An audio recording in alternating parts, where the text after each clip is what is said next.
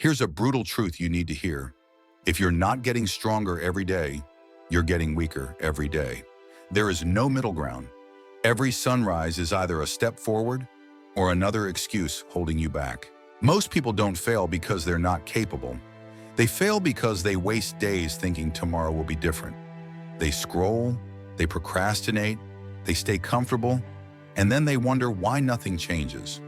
The truth is, comfort doesn't keep you safe. It slowly destroys you. You are either growing or decaying. There's no pause button in life. Every decision you make today is building you or breaking you. If you don't push your limits, life will push you down. If you don't build discipline, weakness will build itself in you.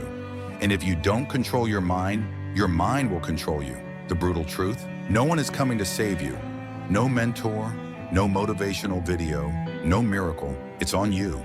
And it starts today, not tomorrow, not next week, today. So stop waiting for motivation. Stop waiting for the perfect time.